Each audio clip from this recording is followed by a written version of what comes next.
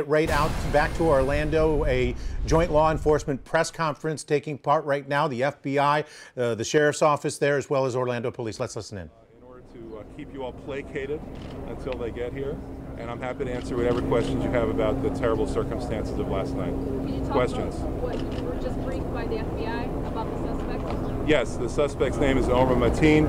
He lives in Port St. Lucie. He himself is an American citizen. That's not true of other family members of his. And beyond that, right now, the investigation continues. The police very likely are checking with him and his neighbors, going through his belongings, trying to find if he left any personal statements that would indicate his motive, possibly the involvement of others, although there is no evidence of that at all right now. And the police will tell us more, and they've been pretty good about releasing information to the public as quickly as they possibly can. Who's your source on the suspect? That's been released publicly. That information has been released publicly. Which group do you think he might be associated with and why? Well, I think it's more likely than not that it was an ideologically motivated attack. Right now, we don't have any direct information that he was associated with any particular group, but it does seem that it's no coincidence that the attack took place where it did and when it did. Do you think the type of club it was a target for a specific reason? I think it's very likely the case. We'll know more if there's any indication of that through his personal papers, through his involvement in social media and so on. We'll learn more about that over time, but certainly it would not surprise me. Why do you feel there would be that club? Why do you feel that club may have been directly targeted? Oh, because it's a gay club. And it might be that we've seen a commission of an awful hate crime last night. Talk about why you're out here, what message you want to tell to the family and victims. Well, our sadness and the fact that we well understand that it could have happened to anybody. It's in the nature of terrorism that all of us feel, there but for the grace of God go I.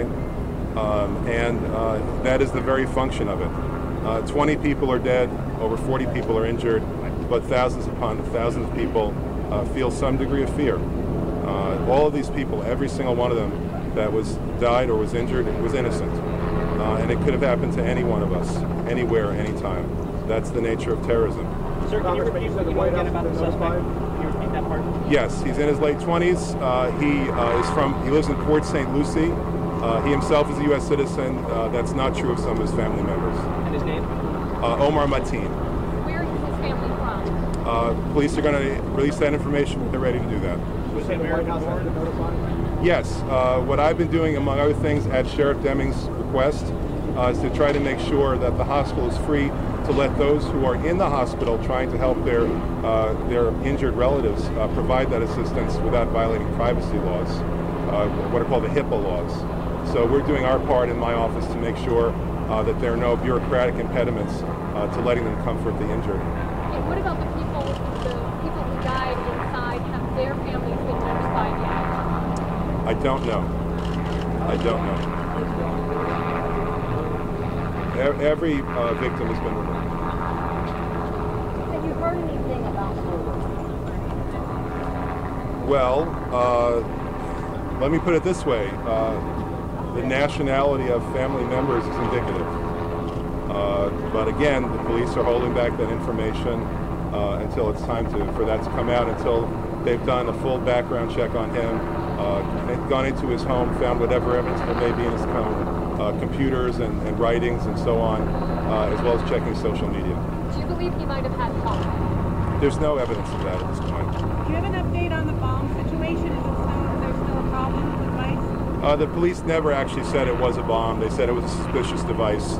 All the killing that was done was with an assault rifle, with a single weapon, an assault rifle. It was done very quickly also. Will this area be cleared, though? I'm sorry, I can't hear you, ma'am. When will this area be cleared? Do you know? It will take many hours. Many hours. There's an enormous amount of havoc in that building right now. There's blood everywhere. I spoke to somebody who was on the site, and there is an enormous amount of evidence to be collected systematically over the course of many hours at the site.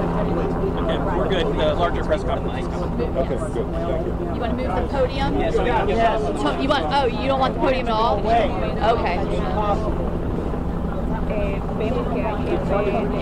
They were wanting it for their remarks, so they had the details in front of them, but you guys aren't hearing, so. We just heard from Congressman Alan Grayson, who is based in Orlando. Now we are going to hear from the Sheriff's Office, the FBI, Orlando Police. This is a joint press conference to update us on the 20 killed in that Orlando terror attack, 42 others injured and taken to the hospital. And police are now say that they have identified that shooter. We just wanted to make sure we had the latest information and we were getting some last details during this time. This update will include Orlando Mayor Buddy Dyer, Orange County Mayor Teresa Jacobs, Police Chief John Mina, Sheriff Jerry Demings, Ron Hopper with the FBI, Dr. Michael Cheatham with the trauma surgeon at ORMC, and Aman Musri, president of the Islamic Society of Central Florida and the national president of the American Islam. Mayor Dyer. Today we're dealing with something that we never imagined and is unimaginable. Since the last update, we have gotten better access to the building. We have cleared the building, and it is with great sadness that I share we have not 20 but 50 casualties. In addition to the shooter, there are another 53 that are hospitalized. Because of the scale of the crime, I've asked the governor to declare a state of emergency. We're also issuing a state of emergency for the city of Orlando so that we can bring additional resources to bear to deal with the aftermath. Our focus is going to be on identifying the victims and notifying the families. We're setting up a hotline for concerned family members. There's 407-246-4357. The identification process may take some time, so we ask for your patience because we want to be accurate. Concerned family members can call the hotline, however, and let them know that you have someone that you are concerned about. I continue to be so proud of our community, the support that is shown, the response that has been made. I'm also thankful to entities from all around the country and all over the state of Florida. The governor has made all the resources of the state of Florida available. Orange County has made all of their resources available. We have assistance from the White House. So every possible asset we have brought to bear. Mayor Jacobs. Thank you, Mayor Dyer. Of course, let me start with expressing my sympathy for the families, for the loved ones of those who we have lost in the last 24 hours. We know that this affects a large segment of our community. We know that we have a very close-knit LGBT community who has been dramatically impacted by this. So to everyone who is impacted, I want you to know that our thoughts and prayers are with you, and that we are a united community, and that what we saw last night does not reflect what we feel in our hearts and our souls here in Orange County. And I am calling on every citizen here in Orange County to never forget that we stand together in times of adversity, but we don't just stand together as the city of Orlando and Orange County. We stand together as a country. We have heard from Texas, we have heard from states all across the country wanting to know what they can do to help. So when evil like this comes to our community, we respond in force. I guarantee you we will do that again. And thank you all for everything that you do to make this such a wonderful place to be. We know it's going to take time to be able to answer the questions of the loved one, and there's nothing more difficult than waiting to find out the status of the people that you love. Please be patient. We're doing our best. Thank you. As Mayor Dyer said, at this point, the nightclub Pulse has been cleared and deemed safe of any devices. We're in the process of clearing the suspect's vehicle, which is a van right outside. And we ask that people be patient. Unfortunately, there are many victims inside the club, but like was said, our priority will be on the identification of the victims, and notification of the next of kin. I also want to take this opportunity to thank all the outpouring of law enforcement support from as far away as Boston and Chicago that let us use their resources if needed. And of course, great community support from the Central Florida law enforcement community as well. I also want to commend the heroic and courageous actions of the initial responding officers who exchanged gunfire with the suspect, and also the heroic and courageous actions of our SWAT team who rescued at least 30 victims, possible victims, and brought them to safety. So again, at this point, just patience, because unfortunately this tragedy and the amount of bodies that are in there, amount of victims, it's going to take some time. Chief, Thank you. Can you talk again about the suspect? We'll answer questions at the end. I'm Sheriff Jerry Demings, and I join our entire community in offering our sympathy to these families who have lost loved ones. This has certainly been a tragic day for all of us, and in that this is a day of worship in most places in America, we do call upon the members of the clergy to pray for those families and for this community and this nation for healing. In the last several hours, the men and women here in law enforcement have been working diligently to ensure the overall safety of everyone involved.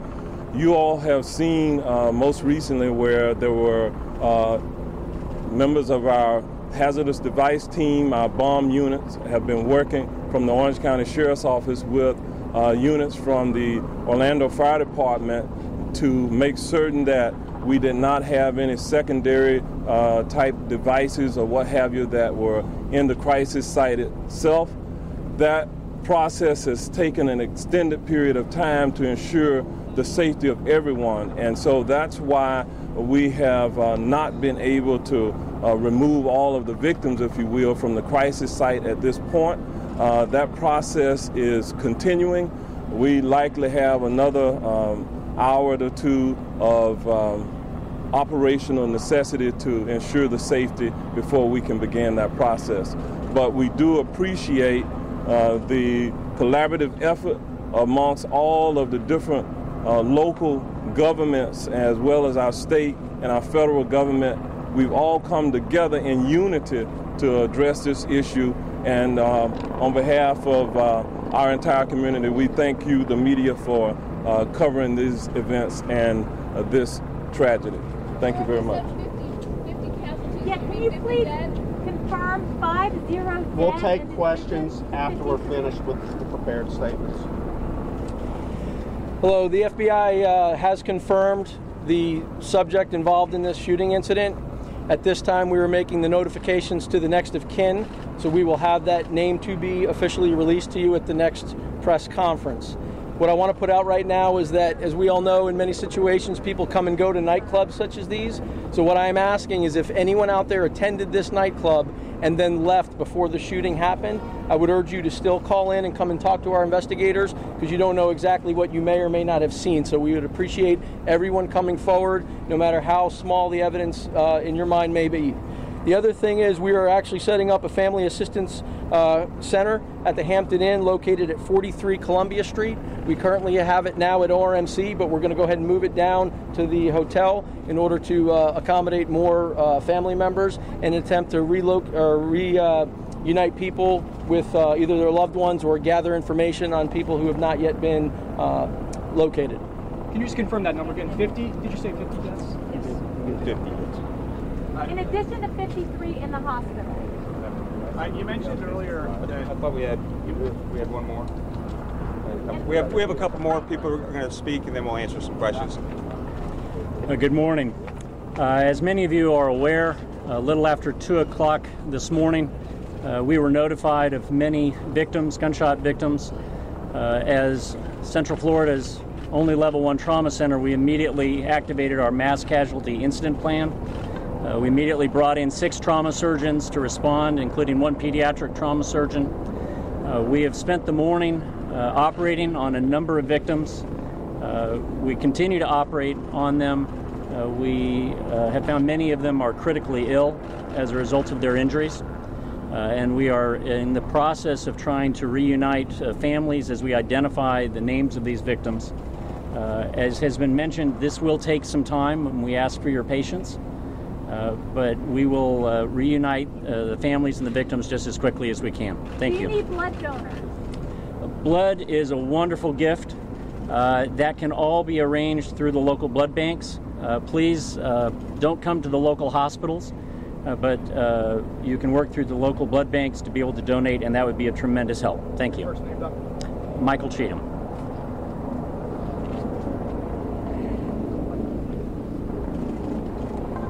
Good morning. My name is Muhammad Musri. I'm the President and Senior Imam of the Islamic Society of Central Florida and National President of American Islam.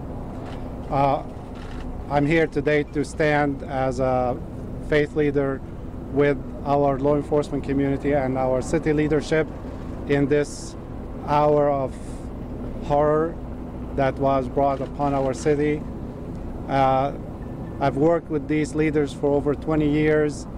I know their caliber, their strength, and their determination to make sure this city is safe. And I call on everybody in the community, anybody who has any information, to please call the FBI, share what you know. It may help answer many unanswered questions yet. I also call on my fellow faith leaders, Jewish, Christian, Muslim, Hindu, whatever faith you follow. Please pray for the victims and their families in this hour, on this Sunday morning. It's supposed to be a beautiful morning, but it is already a very heartbreaking morning. And I want to praise the courageous effort of our OPD, who risked their lives, put their life on the line. One of the officers, as we heard, was injured, and that's a risk they take every day to protect us. No one could have predicted this. No one could have prepared for it. This could have happened anywhere. It's like a lightning. So they have done a marvelous job to save as many lives after the shooter began shooting, and we are glad that the situation is completely under control. There are no other shooters, that this person is not known to be connected with a network or other people. So the city residents and the visitors should feel safe. The city is as safe as the best city in the world. And I want to also caution many in the media from rushing to judgment and from, sensationalizing the story, because we do not want this story to be shifted from the focus what it is. It's a horrible tragedy. We are mourning, we are sad, we are heartbroken, and it's not really time for any sensational news and rushing to judgment. So we should all wait till information, facts come out from the investigators, and we will all see what happened, understand it, and stay together, to work together to keep our community strong. I want to thank Mayor Dyer, Mayor Jacobs, our city leaders, Chief Mina, and Sheriff Demings for their leadership, Ron from the FBI. I think many times in the past this has been discussed as the worst nightmare, and we are sorry to know that it happened to us. We don't wish this on anybody else, and we hope this would be the last of the mass shootings that our country has been going through. I think as a nation we need to look at this issue of mass shootings, because we just had one too many today, and I think we should do something about it to stop the mass shootings that are happening all the time. Thank you. Question for Ron. Sir. You were able to very early on say that the shooter appears to have leanings toward a Islamic terror connection. How is it that you guys were so quickly so sure of that track as opposed to this as being a hate crime that it happened in the gay nightclub? Early on, when we had a possible identification made, we run everything to ground, whether it winds up being the actual individual or not. And so, as I mentioned earlier, at this time I can't say exactly who the suspect or the deceased shooter is. Once we're able to do that, once the notification is made, then more details will be able to be shared, most likely from our counterterrorism division up at FBI headquarters. Can you tell us what type of arsenal was found? How many rounds do you think were fired off? Right now, the weapons recovered from the suspect who is dead was a handgun and a AR-15 type assault rifle. An unknown number of rounds, but there were additional rounds. Did the suspect make any sort of call prior to the shooting, maybe to 911 or to another location, kind of indicating anything? We have no indication of that as of yet. Was there any communication with the suspect in those 3 hours before you went in? Between the arrival, the shots first fired, and you finally going in to rescue the hostages? There was some communication, but we're not going to release that right now. Why did the SWAT team wait 3 hours?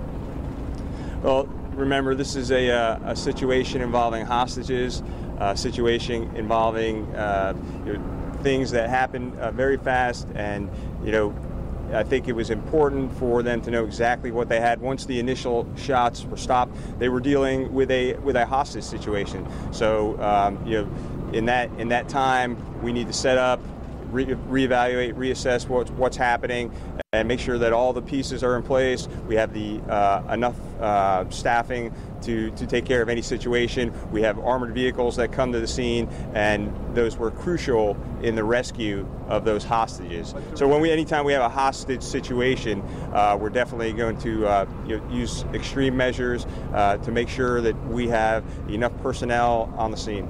To your knowledge, were any of the hostages executed before you went in between the time that? Yeah, I can't speak to that right now. That'll all be part of the investigation. Early this morning, there was thought that it may be 20 victims inside. That number has risen to 50. Is this now one of the top 5, if not the top, mass shootings in the country? Absolutely, yes, it is. Yeah, so this morning, just based on what the initial officers saw, without jeopardizing any more safety, they thought there were about at least 20, but now it's up to 50. So definitely one of the worst tragedies. Say this is the worst shooting in American history, or in North? Yes.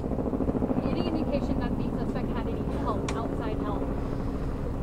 There's no indication of that right now, but that'll all be part of the investigation. Do we know if all of the 50 who were killed were shot during the initial shooting at 2, and were there any shots fired after that initial shooting at 202? There was an initial shooting at 202, numerous shots fired, and then there were gunshots exchanged between the SWAT team and the suspect at 0500 hours. So of the 50 fatalities that we have, do we know if they were all killed during that initial shooting at 202, or were any of them killed after that? That's unknown. That's unknown at this time. So is this classified right now as a hate crime or as a terrorist? At this point in time, we're just conducting a general investigation period. We'll determine officially whether it's a hate crime or a terrorism incident or even a violent crime once we have all the facts in place. We're at the very early stages, and as much as I would like to give you everything we have, we can't give you things that aren't 100% accurate, because then it's not fair to you. It does seem like you're saying less now, and you guys came back with an imam. And so I'm sorry? A bomb? An imam. Oh, okay. A religious leader. What has changed? Well, again, so since the subject has not been positively identified to the next of kin, there's not a whole lot more we can share with you at this time. Also, bear in mind that we do not want to jeopardize the investigation. While we feel confident right now there are no other threats to the immediate area or the United States of America, we need to be certain of that before we put any further information out. Were any injured by officers' fire? Was anyone injured by officers' fire, and were any officers injured? Unknown at this time. Yeah, there was one officer injured. He was hit in the Kevlar helmet with a round from the suspect. The Kevlar helmet did stop that round, but the officer does have some injuries to his face from that gunshot. Chief, how would you characterize the shooting? With these weapons, did he come in shooting, or was he able to smuggle these weapons in and then Yeah, we're still early in the investigation. Unknown how he got inside the club, but it appears like he was in there and then the shots were fired from the preliminary information. For some context, how bad is this compared to other shootings across the country? It's absolutely terrible. I mean, 50 victims in one location, one shooting. It's absolutely one of the worst tragedies we've seen.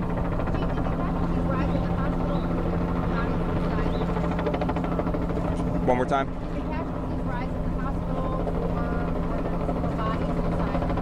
Yeah, exactly. There were more victims inside than originally thought. So once it was safe for us to go in, and we determined there were no devices, that's when we were able to discover how many victims were actually in there. Can you talk about where these victims were? Can you talk about what these individuals were trying to get away from the gunfire? Yeah, that's all going to come out in the investigation. Right now, we're going to focus on, obviously, the identification of all the victims and the notification of next of kin. Did you already advise them that time when you thought there was 20 and then the period wasn't able to get in there? At least a few hours. Congressman Peter King just said that the shooters from Afghanistan and is trained in the use of weapons and knows what he's doing. Can you speak to that up? No. Are you a U.S. citizen? Here we are. The city beautiful, the scene of one of the worst mass shootings in the U.S. Your thoughts? Absolutely. It's definitely a tragedy, not only for the city, but for our entire nation. You know, we believe this is a tragedy that could happen anywhere in the United States of America. And what we need to do is continue to be vigilant and call. If you see something, say something, and call anyone. Call 911, call the FBI. If you see something that's out of place or you see someone that's acting strange behavior. What is the mood among the first responders on the scene? No, we can't confirm that. What is the mood among the first responders on the scene? Shock? Absolutely. Just to look into the eyes of our officers told the whole story. Obviously, you know, some of those officers had 20 plus years on. One of the lieutenants, who was one of the first on the scene, he's a 23-year member of the police department and almost 20 years on the SWAT team. And you could tell that they were all shaken by this incident, by what they saw inside the club. They did a unbelievable job, courageous efforts in rescuing many hostages, at least 30 from inside the club. But after it was all said and done, you could tell really this kind of tragedy takes a toll on everyone, even law enforcement officers. Can you describe the calls that you were receiving from the people that were inside? So we're going to brief roughly every 2 hours. We're going to do 3 hours.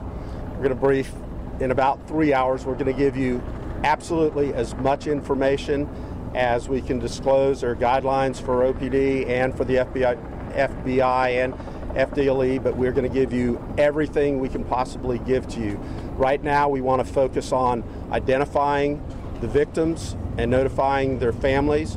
So I would hope you would lead with the information about how families can call in and check on their loved ones or give information about they might think that their loved one was among those who are missing. And Can you give that hotline number again? Got it. 407-246-4357, 407-246-4357. People can call if loved ones want to call and try and get some information or help us with information. They could also call the FBI for any tips, and that's 1-800-CALL-FBI, and they'll just hit option number 2 when prompted. 1-800-CALL-FBI, option number 2 when prompted. And one more time, our hotline for family members is 407-246-4357. So we'll target the next media briefing at 1. We're targeting the next media briefing at 1:30 today. We do understand that Governor Scott is en route, so he may want to do something before that, and we'll keep you guys updated on that. But the next law enforcement briefing will be at 1:30.